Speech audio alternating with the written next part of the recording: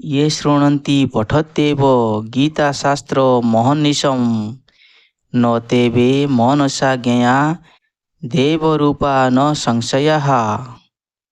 ଯେଉଁ ମନୁଷ୍ୟ ସର୍ବଦା ଗୀତା ଶୁଣନ୍ତି ବା ଗୀତା ପଢ଼ନ୍ତି ସେ ଦେବ ସ୍ୱରୂପ ଅଟନ୍ତି। ଭଗବତ ଗୀତାରେ ଆପଣଙ୍କୁ ସ୍ୱାଗତ। ଶ୍ରୋତାଗଣ, ଆଜିର ଭଗବତ ଗୀତାରେ ଆମେ କର୍ମଯୋଗର 13 ନମ୍ବର ଶ୍ଲୋକଠାରୁ ଆଗକୁ ଆଲୋଚନା କରିବା। ୟଜ୍ଞଶିଷ୍ଟାସୀନ ସନ୍ତ ମୁଚ୍ୟନ୍ତେ ସର୍ବ କିଲ୍ବିଷେ ଭୁଞ୍ଜତେ ତେ ସଙ୍ଗ ପାପା ୟେ ପଚନ୍ତ୍ୟାତ୍ମକ କାରଣାତ୍। ଭଗବାନ ଏହି ଶ୍ଲୋକରେ ଆମକୁ ବୁଝାଉଛନ୍ତି, ଯେଉଁ ଧର୍ମପରାୟଣ ବ୍ୟକ୍ତି ନିଜ ଭୋଜନକୁ ଭଗବାନଙ୍କୁ ଅର୍ପଣ କରି ପ୍ରସାଦ ରୂପରେ ଗ୍ରହଣ କରନ୍ତି ସେ ସମସ୍ତ ପାପରୁ ମୁକ୍ତ ହୋଇଯାଆନ୍ତି। ଅନ୍ୟ ଯେଉଁମାନେ କେବଳ ନିଜର ଉପଭୋଗ ପାଇଁ ଖାଦ୍ୟ ପ୍ରସ୍ତୁତ କରନ୍ତି ସେମାନେ କେବଳ ପାପ ହିଁ ଆହରଣ କରନ୍ତି। ଯେଉଁ ସଜ୍ଜନ ଯଜ୍ଞ ପରେ ଶେଷ ପ୍ରସାଦ ଭୋଗ କରେ ସେ ସର୍ବ ପାପରୁ ବିମୁକ୍ତ ହୋଇ ଜାଣ ପାଣ୍ଡୁସୁତ। କେବଳ ନିଜ ପେଟ ପାଇଁ ଯେ ଜନ ଅନ୍ନ ଭଞ୍ଜୁଥାଇ ପାପକୁ ଭୋଜନ ହିଁ ସେ କରେ, ପାପ ପଙ୍କରେ ସେ ପହଁରେ। ଅନ୍ୟକୁ ସଯତ୍ନେ ରାନ୍ଧିବ, ଦେବ ବ୍ରାହ୍ମଣେ ସମର୍ପିବ, ଉଦ୍ଭୁତ ଭୋଜନ କରିବ, ନିଷ୍ପାପ ତେବେ ହେବ ଜାଣ। ଯେଉଁ ସଜ୍ଜନମାନେ ବୈଶ୍ୱଦେବ ପ୍ରକୃତି ଯଜ୍ଞ କରିବା ପରେ ଅବଶିଷ୍ଟ ଅନ୍ନ ଭୋଜନ କରନ୍ତି ସେମାନେ ସକଳ ପାପରୁ ମୁକ୍ତ ହୁଅନ୍ତି। ଯେଉଁମାନେ କେବଳ ନିଜର ଉଦର ପୂରଣ ସକାଶେ ପାକ କରନ୍ତି ସେମାନେ ପାପ ଭୋଗ କରନ୍ତି। ବୈଦିକ ପରମ୍ପରା ଅନୁସାରେ ଭଗବାନଙ୍କୁ ସନ୍ତୁଷ୍ଟ କରିବାର ମନୋଭାବ ନେଇ ଖାଦ୍ୟ ପ୍ରସ୍ତୁତ କରାଯାଏ। ଏହାର କିଞ୍ଚିତ ଅଂଶ ଏକ ପାତ୍ରରେ ସଜାଇ ମନରେ ହେଉ ବା ବାଣୀରେ ହେଉ ଭଗବାନଙ୍କୁ ଖାଦ୍ୟ ଗ୍ରହଣ କରିବାକୁ ପ୍ରାର୍ଥନା କରାଯାଏ। ଅର୍ପଣ ପରେ ସେହି ଖାଦ୍ୟକୁ ପ୍ରସାଦ ରୂପରେ ବିବେଚନ କରାଯାଏ ଏବଂ ସେହି ମନୋଭାବରେ ଭୋଜନକୁ ଗ୍ରହଣ କରାଯାଏ। ଅନ୍ୟ ଧାର୍ମିକ ପରମ୍ପରାରେ ମଧ୍ୟ ଏହିପରି ପ୍ରଥା ଅନୁସରଣ କରାଯାଏ। ଏହି ଶ୍ଲୋକରେ ଶ୍ରୀକୃଷ୍ଣ କହୁଛନ୍ତି ଯେ ପ୍ରସାଦ ବା ଭଗବାନଙ୍କୁ ଅର୍ପଣ କରାଯାଇଥିବା ଭୋଜନ ଗ୍ରହଣ କରି ମନୁଷ୍ୟ ପାପମୁକ୍ତ ହୋଇଯାଏ, ଅଥଚ ଯେଉଁମାନେ ଭଗବାନଙ୍କୁ ଅର୍ପଣ ନ କରି ଭୋଜନ କରନ୍ତି ସେମାନେ ପାପକୁ ଭକ୍ଷଣ କରନ୍ତି ବୋଲି କୁହାଯାଇଛି। ଏହିଠାରେ ପ୍ରଶ୍ନ ଉଠିପାରେ, ଆମେ ଭଗବାନଙ୍କୁ ଆମିଷ ଅର୍ପଣ କରି ତାହାକୁ ପ୍ରସାଦ ରୂପରେ ଗ୍ରହଣ କରିପାରିବା କି? ଏହାର ଉତ୍ତରରେ ଏହିପରି ହୋଇପାରେ ଯେ ବେଦ ମନୁଷ୍ୟ ପାଇଁ ନିରାମିଷ ଭୋଜନ ନିର୍ଦ୍ଦେଶ କରିଥାଏ, ଯାହାର ଅନ୍ତର୍ଭୁକ୍ତ ଶସ୍ୟ, ଡାଲି, ପନିପରିବା, ଫଳ, ଦୁଗ୍ଧ ଜାତୀୟ ପଦାର୍ଥ ଇତ୍ୟାଦି।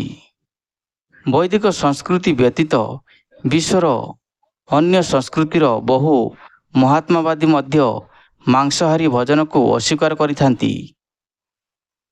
କାରଣ ଏହା ପ୍ରାଣୀମାନଙ୍କର ପାକସ୍ଥଳୀକୁ ଶ୍ମଶାନରେ ପରିଣତ କରିଦେଇଥାଏ। ଯଦିଓ ସେମାନଙ୍କ ମଧ୍ୟରୁ ଅଧିକାଂଶ ମାଂସାହାରୀ ପରିବାରରେ ଜନ୍ମଗ୍ରହଣ କରିଥାନ୍ତି, ଆଧ୍ୟାତ୍ମିକ ମାର୍ଗରେ ଅଗ୍ରସର ହେବା ସହିତ ସେମାନଙ୍କ ନିରାମିଷ ଜୀବନଶୈଳୀ ପ୍ରତି ଆକର୍ଷିତ ସେମାନେ ହୋଇଥାନ୍ତି। କେତେକ ପ୍ରସିଦ୍ଧ ବିଚାରକ ମାନଙ୍କର ନିରାମିଷ ଭୋଜନ ପକ୍ଷରେ ଉକ୍ତି ଏଠାରେ ଉଲ୍ଲେଖ କରାଯାଇଛି।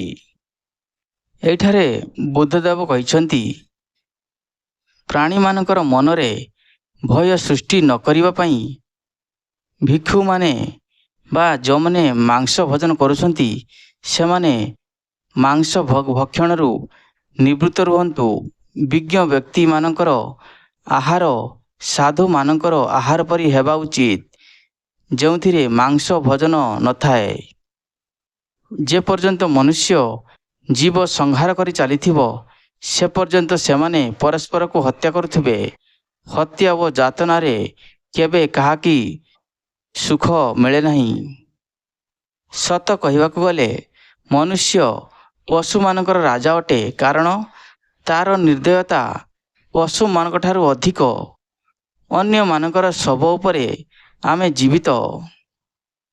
ଅହିଂସା ମନୁଷ୍ୟକୁ ଉଚ୍ଚତମ ନୈତିକତା ଆଡ଼କୁ ଅଗ୍ରସର କରାଏ, ଯାହା ସବୁ ବିକାଶର ଲକ୍ଷ୍ୟ ଅଟେ। ଯେପର୍ଯ୍ୟନ୍ତ ଆମେ ଅନ୍ୟ ପ୍ରାଣୀଙ୍କୁ କଷ୍ଟ ଦେବା ବନ୍ଦ ନ କରିଛେ, ଆମେ କେବେ ଖୁସି ରହିପାରିବା ନାହିଁ। ଯଦି ଆମେ ରନ୍ଧନ କରିଥିବା ଖାଦ୍ୟକୁ ଭଗବାନଙ୍କୁ ଅର୍ପଣ କରାଯାଇଥିବା ଯଜ୍ଞର ପ୍ରସାଦ ଭାବରେ ଗ୍ରହଣ କରିବା, ତେବେ ଚିନ୍ତାଧାରା ଭିନ୍ନ ହୋଇଯିବ। ସେତେବେଳେ ଆମ ଶରୀରକୁ ଭଗବାନଙ୍କର ସମ୍ପତ୍ତି ମନେ କରିବା ଏବଂ ତାଙ୍କ ସେବା ପାଇଁ ଶରୀର ଯତ୍ନ ନେବାର ଦାୟିତ୍ୱ ଆମ ଉପରେ ନ୍ୟସ୍ତ କରାଯାଇଛି। ଶରୀର ପୋଷଣ ନିମନ୍ତେ ଅନୁମୋଦିତ ଖାଦ୍ୟକୁ ତାଙ୍କରି କୃପାରୁ ଗ୍ରହଣ କରିବା, ଏପରି ମନୋଭାବ ସମସ୍ତ ପ୍ରକ୍ରିୟାକୁ ଦିବ୍ୟତା ପ୍ରଦାନ କରିଥାଏ। ଭରତ ମୁନି କହିଛନ୍ତି, ବସୁସତ କ୍ରତୁ ଦକ୍ଷ କାଳ କାମ୍ୟ ଧୃତି କୁରୁଃ ପୁରୁର ବା ମଦ୍ର ବାଶ୍ଚ ବିଶ୍ୱଦେବ ପ୍ରକୃତିତେ। ନିଜ ପାଇଁ ଯେଉଁମାନେ ଖାଦ୍ୟ ପ୍ରସ୍ତୁତ କରନ୍ତି, ସେମାନେ ଏହି ପାପରେ ଲିପ୍ତ ହୁଅନ୍ତି, କିନ୍ତୁ ଯଜ୍ଞ ଏହିସବୁ ପାପ ପ୍ରତିକ୍ରିୟାକୁ ନାଶ କରିଦେଇଥାଏ। ଯଜ୍ଞର ଅବଶିଷ୍ଟ ଅଂଶକୁ ଗ୍ରହଣ କରୁଥିବା ସନ୍ଥମାନେ ସମସ୍ତ ପାପରୁ ମୁକ୍ତ ହୋଇଯାନ୍ତି। ଯେଉଁ ପାପୀ ଲୋକମାନେ ନିଜ ପାଇଁ ଭୋଜନ କରନ୍ତି, ସେମାନେ କେବଳ ପାପ ହିଁ ଭକ୍ଷଣ କରନ୍ତି। ଅନାଦ୍ଭବନ୍ତି ଭୂତାନି ପର୍ଯ୍ୟନ୍ନାଦନ୍ ସମ୍ଭବଃ ଯଜ୍ଞ ଭବତି ପର୍ଯ୍ୟନ୍ୟେ ଯଜ୍ଞ କର୍ମ ସମ୍ଭୁବବଃ। ସମସ୍ତ ପ୍ରାଣୀ ଜୀବନ ଧାରଣ ପାଇଁ ଖାଦ୍ୟ ଉପରେ ନିର୍ଭର କରନ୍ତି ଏବଂ ବର୍ଷା ଦ୍ୱାରା ଖାଦ୍ୟ ଉତ୍ପନ୍ନ ହୁଏ। ଯଜ୍ଞ ଅନୁଷ୍ଠାନ ଦ୍ୱାରା ବୃଷ୍ଟିପାତ ହୁଏ ଏବଂ ଅନୁମୋଦିତ କର୍ତ୍ତବ୍ୟ ପାଳନ ଦ୍ୱାରା ଯଜ୍ଞ ସମ୍ପାଦନ ହୋଇଥାଏ। ଶ୍ରୋତାଗଣ, ଏହିଠାରେ ଭଗବାନ ଶ୍ରୀକୃଷ୍ଣ ପ୍ରକୃତିର ଚକ୍ର ବର୍ଣ୍ଣନା କରୁଛନ୍ତି। ବର୍ଷା ଶସ୍ୟ ଉତ୍ପନ୍ନ କରାଏ, ଶସ୍ୟକୁ ଖାଦ୍ୟ ରୂପରେ ଗ୍ରହଣ କରାଯାଏ ଏବଂ ତାହା ରକ୍ତରେ ରୂପାନ୍ତରିତ ହୁଏ। ରକ୍ତରୁ ବୀର୍ଯ୍ୟ ଉତ୍ପନ୍ନ ହୁଏ। ବୀର୍ଯ୍ୟ ବୀଜ ଅଟେ, ଯେଉଁଥିରୁ ମନୁଷ୍ୟର ଶରୀର ସୃଷ୍ଟି ହୁଏ। ମନୁଷ୍ୟ ଯଜ୍ଞ କରେ, ଯାହା ସ୍ୱର୍ଗର ଦେବତାମାନଙ୍କୁ ସନ୍ତୁଷ୍ଟ କରିବା ପାଇଁ ଯଜ୍ଞ କରେ ଏବଂ ଦେବତାମାନଙ୍କୁ ସନ୍ତୁଷ୍ଟ କରାଇ ବର୍ଷା ହୁଏ। ଏହିପରି ଭାବରେ ଚକ୍ର ଘୂରି ଚାଲିଥାଏ ଏବଂ ଲଗାତାର ଘୁରୁଥାଏ। କର୍ମ ବ୍ରହ୍ମ ଭବଂ ବିଧି ବ୍ରହ୍ମାକ୍ଷର ସମୁଭବଂ ତସ୍ମାତ୍ ସର୍ବଗତଂ ବ୍ରହ୍ମ ନିତ୍ୟଂ ଯଜ୍ଞେ ପ୍ରତିଷ୍ଠିତମ୍।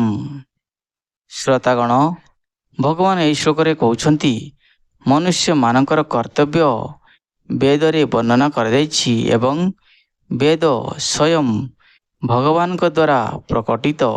ସେଥିପାଇଁ ଯଜ୍ଞାତିକ କାର୍ଯ୍ୟରେ ସର୍ବବ୍ୟାପୀ ପରମାତ୍ମା ସର୍ବଦା ଉପସ୍ଥିତ ରହନ୍ତି। ବୃହଦାରଣ୍ୟକ ଉପନିଷଦରେ କୁହାଯାଇଛି, ଭଗବାନଙ୍କ ଶ୍ୱାସରୁ ବେଦ ପ୍ରକଟିତ।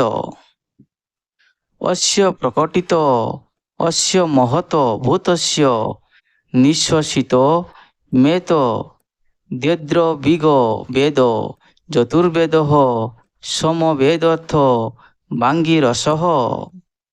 ପରମ ପୁରୁଷ ଭଗବାନଙ୍କର ଶ୍ୱାସରୁ ଚାରି ବେଦ ଯଥା ଋଗ୍ବେଦ, ଚତୁର୍ବେଦ, ସାମବେଦ ଏବଂ ଅଥର୍ବବେଦ ପ୍ରକଟିତ ହୋଇଛନ୍ତି।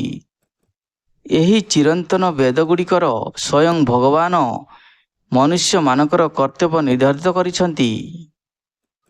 ଏହିସବୁ କର୍ତ୍ତବ୍ୟର ପରିଯୋଜନା ଏହିପରି ଭାବରେ କରାଯାଇଛି ଯେ, କର୍ତ୍ତବ୍ୟ ପାଳନ ଦ୍ୱାରା ଜଣେ ମାୟାବଦ୍ଧ ମନୁଷ୍ୟ କ୍ରମଶଃ ନିଜର କାମନାକୁ ନିୟନ୍ତ୍ରଣ କରି ଗୁଣାତ୍ମକ ସ୍ତରରେ ଧୀରେ ଧୀରେ ନିଜକୁ ତାମସିକ ଗୁଣରୁ ରାଜସିକ ଗୁଣ ଏବଂ ରାଜସିକ ଗୁଣରୁ ସାତ୍ତ୍ୱିକ ଗୁଣ ଅଭିମୁଖରେ ଉନ୍ନୀତ କରିପାରିବ। ଏହିସବୁ କର୍ତ୍ତବ୍ୟ ଭଗବାନଙ୍କ ପ୍ରତି ଯଜ୍ଞ ଭାବରେ ସମର୍ପିତ ହେବା ପାଇଁ ଉଦ୍ଦିଷ୍ଟ।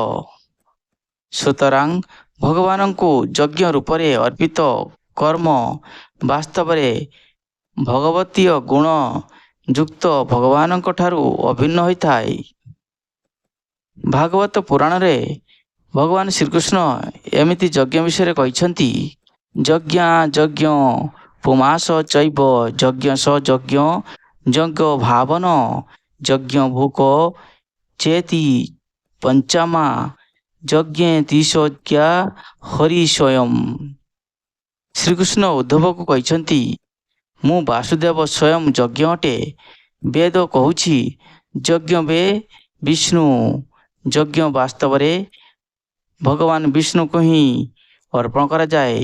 ଏହି ସିଦ୍ଧାନ୍ତର ପୁନରାବୃତ୍ତି କରିବାକୁ ଯାଇ ଏହି ଶ୍ଲୋକରେ ଶ୍ରୀକୃଷ୍ଣ କହୁଛନ୍ତି ଯେ ପ୍ରତ୍ୟେକ ଯଜ୍ଞ କାର୍ଯ୍ୟରେ ସେ ସର୍ବଦା ବିଦ୍ୟମାନ ରହନ୍ତି।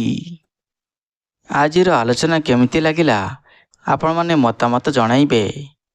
ଆଗାମୀ ଅଧ୍ୟାୟରେ ଆମେ ଶ୍ଲୋକ 16 ଠାରୁ ଆଗକୁ ଆଲୋଚନା କରିବା। ହରେ କୃଷ୍ଣ ଗୋବିନ୍ଦ ମାଧବ କେଶବ ଆପଣଙ୍କର ମଙ୍ଗଳ କରନ୍ତୁ।